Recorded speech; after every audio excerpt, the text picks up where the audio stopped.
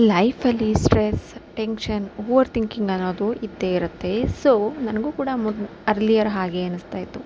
ಆದರೆ ಕೆಲವೊಂದು ವಿಷಯದಲ್ಲಿ ಜೀವನನ ಶಾಂತವಾಗಿರಿಸ್ಕೊಳ್ಳೋದಕ್ಕೆ ಕೆಲವೊಂದು ಸಣ್ಣ ಬದಲಾವಣೆಗಳನ್ನ ಮಾಡ್ಕೋಬೇಕಾಗತ್ತೆ. ಎಲ್ಲ ವಿಷಯಕ್ಕೂ ಫೋನ್ ಮೇಲೆ ಡಿಪೆಂಡ್ ಆಗಿರೋದು ಅತಿಯಾಗಿ ಸ್ಟ್ರೆಸ್ನ ಕೊಡುತ್ತೆ. ಹಾಗೆ ತುಂಬಾ ಓವರ್ ಥಿಂಕಿಂಗ್ ಮಾಡೋದು, ಮುಗಿದೋಗಿರೋದ್ರ ಬಗ್ಗೆ, ಮತ್ತು ಬೇರೆ ನಾಳೆ ಏನಾಗುತ್ತೆ, ಮತ್ತು ನೆಕ್ಸ್ಟ್ ಇಯರ್ ಹೇಗಿರುತ್ತೆ, ಹಾಗೆ ಹೀಗೆ ಅಂತ ಅಂದ್ಕೊಂಡು ಎಲ್ಲ ವಿಷಯಕ್ಕೂ ಏನಾಗುತ್ತೆ, ಮುಂದೆ ಏನು ಅನ್ನೋಂಥದ್ದನ್ನ ತುಂಬ ಯೋಚನೆ ಮಾಡ್ತಾಯಿದ್ದೆ.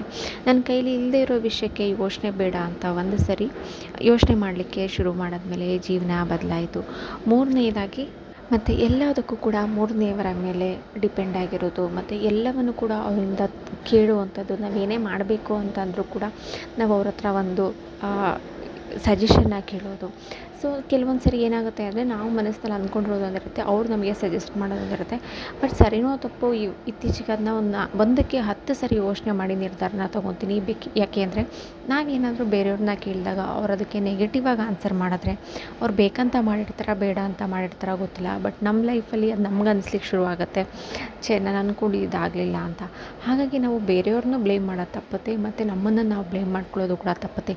ಸೊ ಹಾಗಾಗಿ ಈ ಕೆಲವೊಂದು ವಿಷಯಗಳನ್ನ ನಾನು ಚೇಂಜ್ ಮಾಡ್ಕೊಂಡ್ಮೇಲೆ ಆದಷ್ಟು ನನ್ನ ಜೀವನದಲ್ಲಿ ಪೀಸ್ಫುಲ್ ಆಗಿದ್ದೀನಿ. ನೀವು ಕೂಡ ಇದನ್ನು ನೀವೇನು ಟ್ರೈ ಮಾಡಬೇಕು ಅಂತಂದರೆ ಸ್ವಲ್ಪ ಫೋನ್ನ ಕಮ್ಮಿ ಮಾಡಿ, ಓವರ್ ಥಿಂಕಿಂಗ್ನ ಕಡಿಮೆ ಮಾಡಿ, ಬೇರೆಯವ್ರ ಹತ್ರದಿಂದ ಬೇಡದೇ ಇರೋ ಸಜೆಷನ್ನ ತೊಗೊಳೋದನ್ನ ಕಮ್ಮಿ ಮಾಡಿ.